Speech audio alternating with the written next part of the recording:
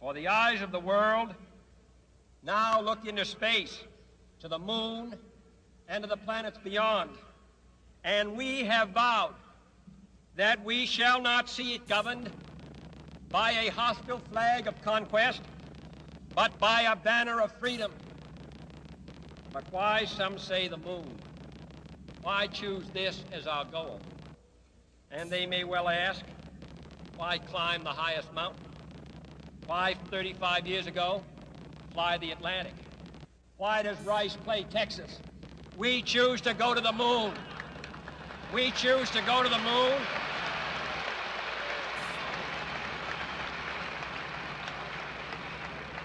We choose to go to the moon in this decade and do the other things, not because they are easy, but because they are hard.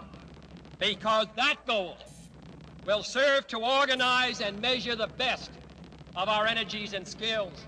Because that challenge is one that we're willing to accept, one we are unwilling to postpone, and one we intend to win. I fully believe that we're not alone, and have for many, many years, even though, but at the time I went to the moon, it was the conventional wisdom, both in science and theology, that we were alone in the universe. We're just barely out of the trees, even though we think we're rather sophisticated. But I do like to tell the story that my great-grandparents came across from southern United States to the west after our Civil War. And I went to the moon less than 100 years later. They came across in covered wagons. So from covered wagons to going to the moon in less than 100 years in our lifetime is a rather significant event. It tells us how primitive we have been until the modern era, and we're still rather primitive.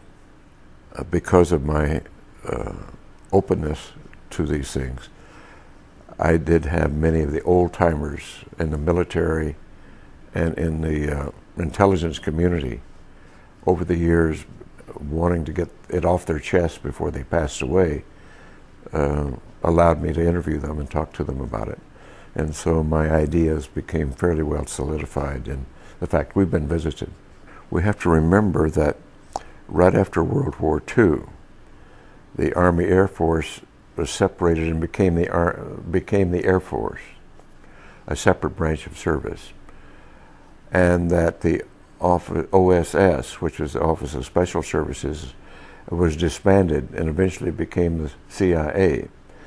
So that here was a major military organization and a major intelligence organization totally in disarray, new-founded, didn't know what they were doing after World War II, and not really reorganized yet. And as a result of that, the President Truman at that time convened a very high-level committee to examine this alien or UFO phenomenon.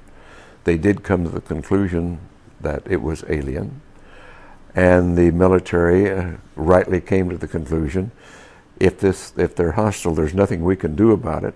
Therefore, their choice was to deny it and to hush it up and create the National Security Act of 1947, which validated that deception and covered it up and allowed the group to go underground, as it were.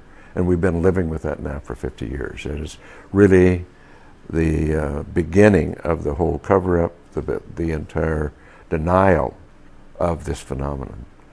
And the addition of dismissal, disinformation, misinformation to cloak and to discourage investigation, to misinform. It's just been continuous for many, many years now. Eventually it came away from the fear, I believe, of not being able to protect and do their duty to the notion of power and control, controlling the knowledge and the technology. And the group involved with that is still doing it. We have created our reality here, and we have created it right now rather badly, for it's not a sustainable reality. We have created, with our science and technology, instead of using it for the greater good, it's been captured by interest, greed, self-service, which is rife, and instead of using it, all of our technology and our brilliance and genius for greater good, we use it for self-service. And that's not going to work. It's important that we look at our civilization, our place in history, use our tools of science for greater understanding, to promote the greater good, and that's what it's all about.